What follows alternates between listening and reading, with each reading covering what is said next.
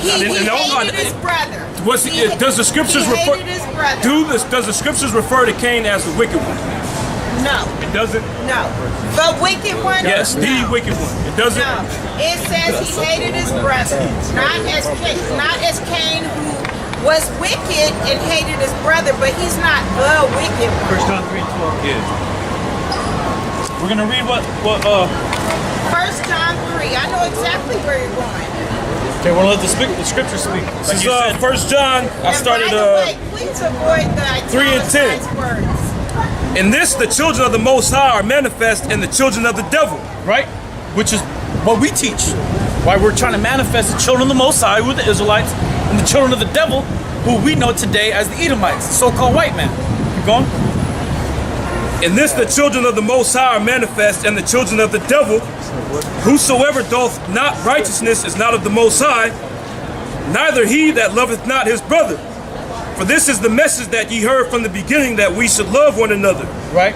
Not as Cain, who was of that wicked one and slew his brother. Who's the wicked one though? Who's the wicked one is talking about? The point is, who's the wicked one is talking about? Who's the wicked one is talking about? You just claimed it said something. Who's the wicked one is talking about though? Can you answer the question? Can you answer the question? Can you answer the question? Okay, yeah, I made a mistake. Forgive me. Men make mistakes. I'm reading the scriptures. I'm reading the scriptures. Now I'm asking you a question. When it's talking about the wicked one, who is it referred to? Question already. No, I said it. You don't know who the wicked one is talking about? What are you saying? I'm asking you about the scripture. So now you're rephrasing your question. Yeah. You're asking another question. Yeah, I made that clear. Okay. All right, didn't I? So who is the wicked one that is talking about here? It said not as Cain, who was of the wicked one. Who's the wicked one is talking about? The same one who deceived Eve into eating from the tree. So Satan, right? So Cain is of the devil, right? Satan just means accuser of the brethren. Satan is not. Is Cain of the devil? Satan could be anyone. Don't use devil and Satan. You just said that the wicked one was the devil. Will you please listen first? Do not use Satan and the devil interchangeably. They're not interchangeable words. They are not. Satan and the devil are the same person. They're the same person. It's not. Listen, it doesn't get Revelation the 20th chapter. A devil is a deceiver.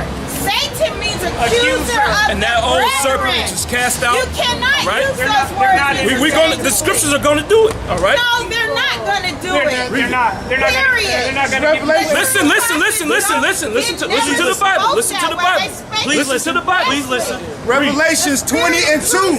And he laid hold on that dragon. That dragon. Keep going. That old serpent. That old serpent going all the way back to the garden. Keep going. Which is the devil. Which is the devil. Keep going. And Satan. All right. So devil and Satan is the same piece. It's the same person. No. Hold on. Read it again. And he laid hold on the dragon. On the dragon. Who's the dragon? He's reading the italicized. Who's the dragon? It ain't italicized right here. Who's the dragon? Egypt. The dragon's Egypt? Yeah, but you wouldn't know that. Nah, the dragon's not Egypt. The dragon is the fourth beast that came on the scene, the Roman Empire, right? No, the dragon is Egypt. No, it's not. Yes, it is. No, it's not. I can prove it through the text. When did the Egyptians conquer the Israelites in the latter periods?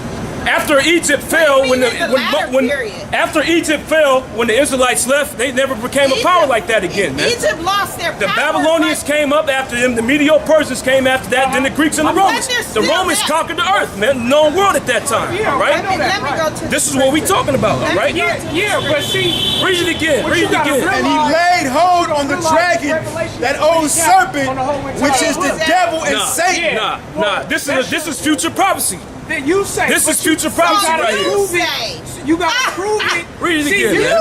And he laid hold on the dragon, that old serpent.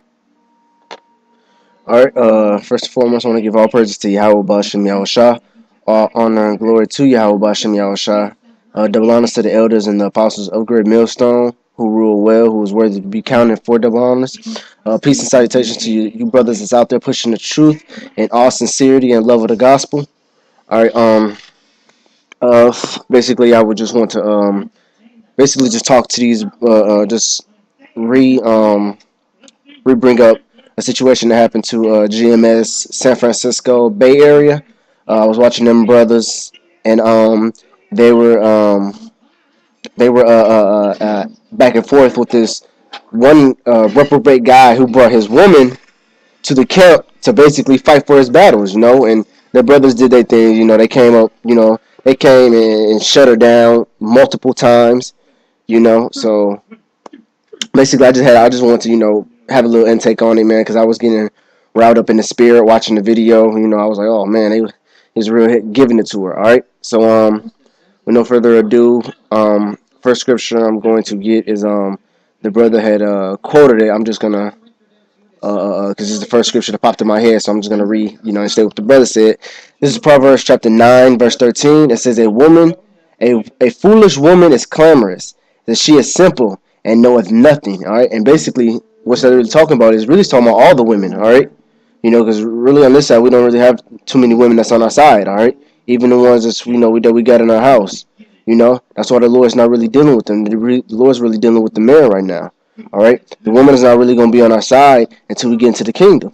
All right, so that's when the Lord's really going to start dealing with the woman when we get into the when we get into the kingdom of heaven. All right, now you might have like the scripture say, if a woman plans to dwell with you and she doesn't believe in what you believe in, you're supposed to stay with her. All right, but still you're supposed to keep your spiritual life to your spiritual life and your worldly up to the worldly life, man. Now she knows what you about. If she knows what you do, if she knows how you get down on your, on your days that you go out, on your sit downs. If she know how you get down and she can respect that, hey, that's cool. But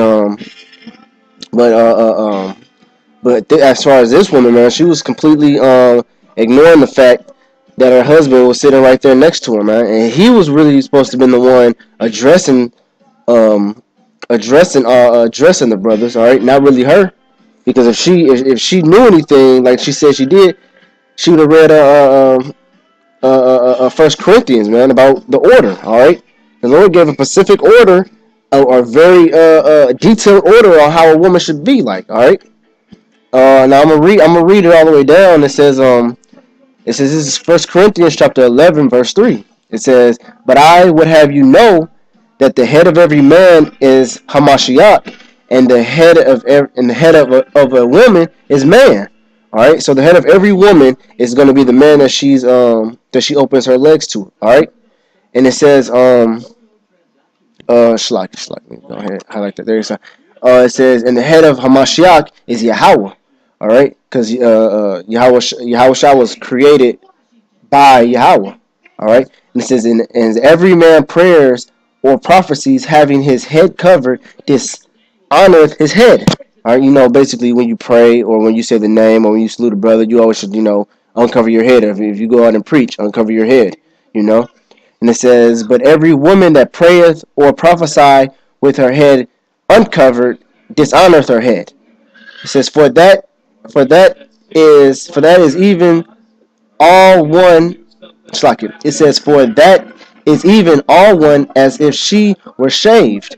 All right, so basically, and that's a custom that the black woman keeps a lot. When she goes to bed and when she wake up, she's always having her hair covered. All right, and that's basically just more evidence to let you know that she's an Israelite. All right, that they cover their head with them scars, or head wraps a lot. You mostly see what black women, Latino women wear them a lot.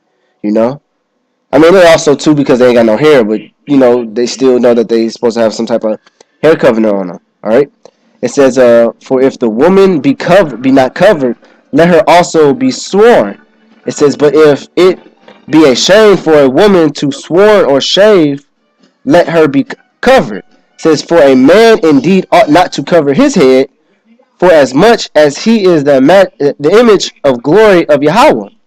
It says, but the woman is gloried of the man. So basically the woman represents the man. So if your woman is coming up and people see her, she's going to represent you, all right? And you supposed to be, your attire supposed to be looking like Yahweh, all right? Because you're representing him, all right? It says, for the man is not of the woman, but the woman of the man. Because whose was created first? Adam and then Eve, all right? The Yahweh Shah created Yahweh Shah created man first, and then he gave Eve for a helpmeet. All right, that's why the word woman means servant.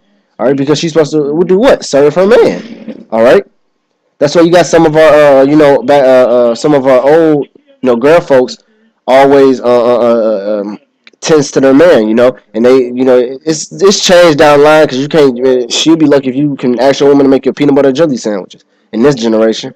But all the way down, your grandma always tell you, always make sure your man is doing this. Always, if the so-called man who's running the house wants the house looking a certain way, hey, the woman, she's gonna make sure everything is in tip-top shape. I've actually seen some of my grandma.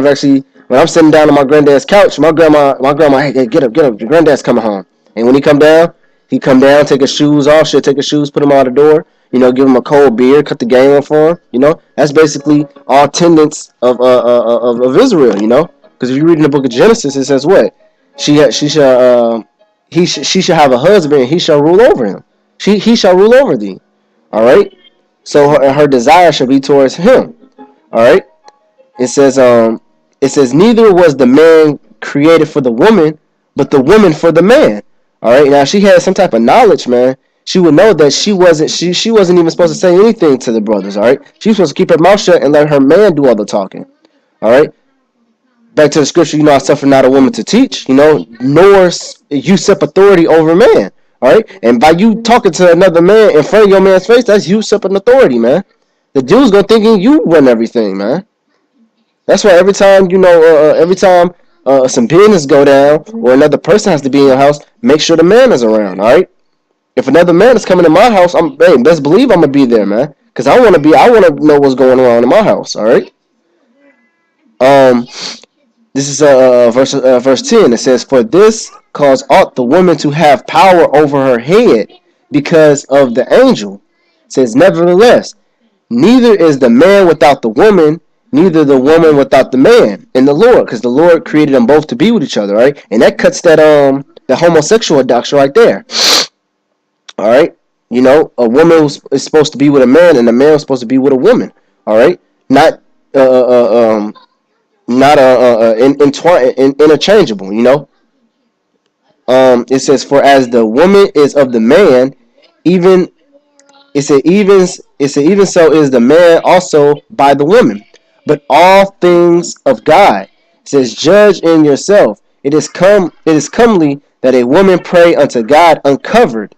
It says, "Doth not even nature itself teach you? If a man have long hair, it is a shame unto him." It says, "But if a woman have long hair, it is her glory, for her hair is given her for a covering." It says, "But if any man seem to be contentious," it says, "we have not such custom, neither the church of God." It says, "Now in this that I declare unto you, I pray you not, that you come together, not for the better," it says, "but for the worse."